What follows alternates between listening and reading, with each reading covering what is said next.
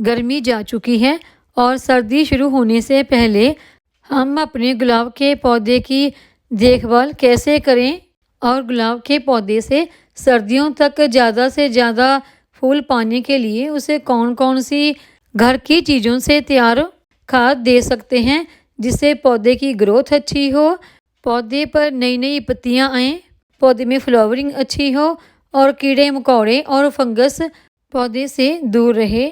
नमस्कार दोस्तों, वंदना गार्डन में आप सबका स्वागत है। गुलाब के इस प्लांट को मैंने बिल्कुल एक छोटी सी कटिंग लगाकर ग्रो किया था, तो देखिए अब इसकी ग्रोथ काफ़ी अच्छी शुरू हो गई है और काफ़ी ज़्यादा इसकी नई नई पत्तियों और ब्रांच भी निकल आई हैं और इसमें काफ़ी अच्छी फ्लावरिंग भी अब शुरू हो चुकी है।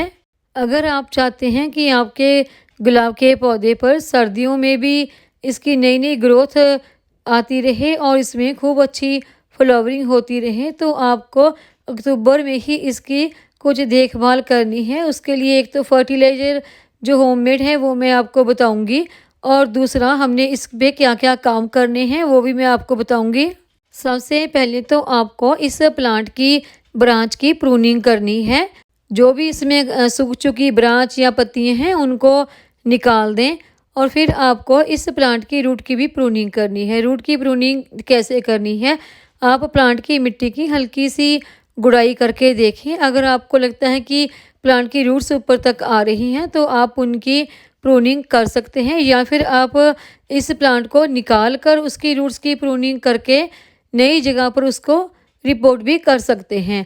अगर आपको रिपोर्ट नहीं करना तो इसी गमले में लगा रहने देना है, तो आप उसकी मिट्टी की गुड़ाई करके जो ऊपर की तरफ रूट्स आ रही हैं उनको काट कर निकाल दें।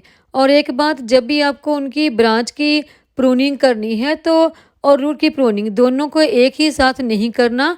एक काम आप पहले करें, या तो रूट की प्रूनिंग पहले करें या फिर ब्रांच की, और उसमें कम से कम 15 से 20 दिन का अंतर देकर दूसरी प्रूनिंग करें। क्योंकि अगर आप रूट की प्रूनिंग और ब्रांच की प्रूनिंग एक साथ करते हैं तो उससे आपका पौधा टेंशन में चला जाता है और पौधा हमारा डैमेज भी हो सकता है। अगर आपने अपने प्लांट की अभी तक प्रूनिंग नहीं की है तो इस अक्टूबर के महीने तक प्रूनिंग कर लें। मैंने अपने प्लांट की प्रूनिंग पहले ही कर ली थी, जिसकी कि मैंने ब्रांच ग्रो की थी और उसी से ये मेरा प्लांट ग्रो हुआ है। और अगला काम आपने जो इस प्लांट पर करना है, जब आप इस प्लांट की प्रूनिंग करते हैं और प्रूनिंग करने के बाद जब नई ग्रोथ शुरू होती है, यानी नई नई पत्तियां निकलना शुरू होती हैं, तो उस वक्त से आप इस प्लांट के ऊपर सुबह के वक्त पानी का स्प्रे ज़रूर करें, रोज़ाना करें। इससे हमारी नई नई पत्तियां और निकल कर आएंगी, नई ग्रोथ शुरू होगी और जो पौधे की स्टेम है वो सॉफ्ट बनी रहेगी और ब्लाइंड शूट भी नहीं होंगी। ब्लाइंड शूट यानी कि ऐसी ब्रांच जिनके ऊपर ना तो ज़्यादा पत्तियां आती हैं और ना ही कलियां बनती हैं और ना ही उनसे फूल बनता है। और जब भी आपको अपने गुलाब के पौधे की पत्तियों पर पानी का स्प्रे करना है वो हमेशा सुबह के समय करें, शाम को नहीं। अगर शाम को स्प्रे करेंगे तो उससे पौधे को फंगस लगने का डर होता है, क्योंकि उससे पौधे में रात भर मॉइस्चर बना रहता है।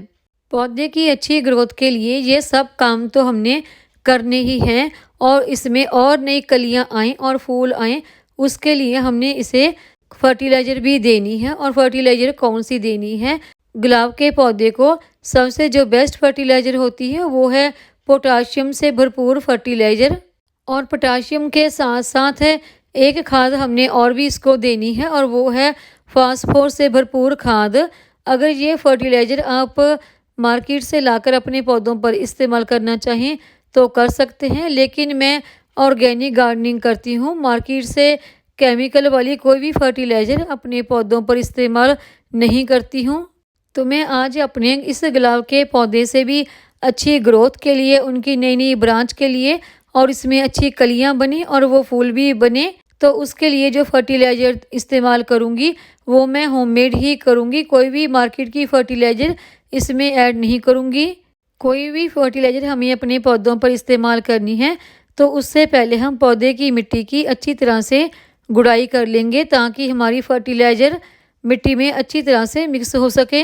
तो इसको देने के लिए जो सबसे पहली फर्टिलाइज़र हमने लेनी है वो लेने हैं केले के छिलके। केले के छिलके यहाँ पर मैंने फ्रेश नहीं लिए हैं, क्योंकि उसमें का वाइट कलर का जो पोर्शन होता है उसे में शुगर की मात्रा बहुत ज़्यादा होती है, तो उससे पौधे को फंगस लगने का डर होता है। केले के छिलकों को हमने अच्छी तरह से सुखाकर ही इस्तेमाल करना है। अगर आप चाहें तो केले के छिलकों का सुखाकर पाउडर तैयार करके भी इस्तेमाल कर सकते हैं, या फिर इस तरह केले के छिलके सुखाकर साबुत भी इस्तेमाल कर सकते हैं।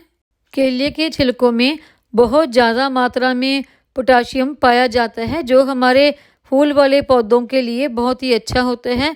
जब भी आपके फूल वाले पौधों में नई नई ब्रांच और पत्तियां निकलना शुरू होएं, तो उसी वक्त आप केले के छिलकों का पाउडर बनाकर या फिर इस तरह साबुत ही केले के छिलके इस्तेमाल कर सकते हैं। अगर आप फ्रेश इस्तेमाल करना चाहें तो सबसे पहले उन्हें पानी में 1-2 दिन के लिए डाल कर रख दें, क्योंकि उनमें शुगर की मात्रा होती है वो ख़त्म हो जाएगी। तो उसके बाद उनको छान कर ही आप अपने पौधों पर उस लिक्विड का इस्तेमाल कर सकते हैं।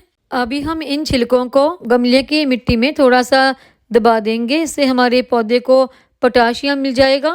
अगर आपके फूल वाले पौधे पर फूलों का साइज छोटा है या फिर कलर अच्छा नहीं है, तो उसके लिए भी पोटाशियम बहुत अच्छा रहता है। मैंने यहाँ पर 2 से 3 केले के सूखे हुए छिलकों को गमले में अलग अलग जगह पर मिट्टी में दबा दिया है।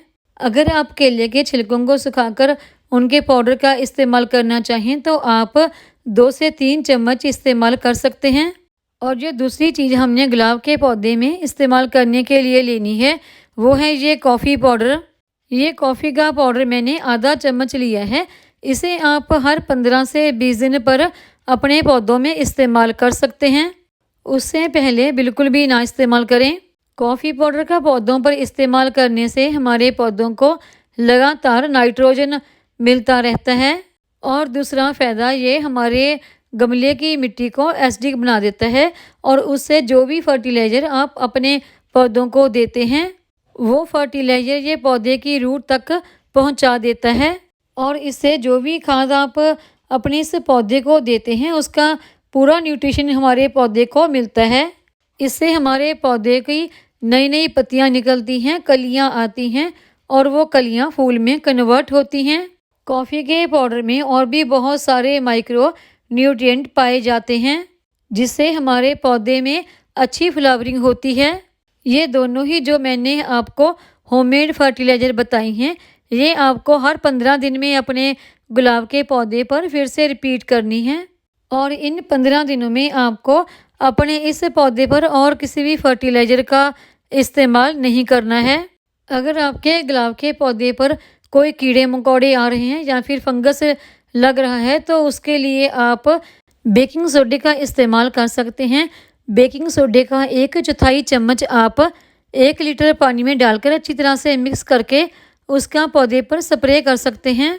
अगर आप यहाँ पर स्प्रे के लिए नीम ऑयल का इस्तेमाल करना चाहें तो उसका इस्तेमाल भी कर सकते हैं।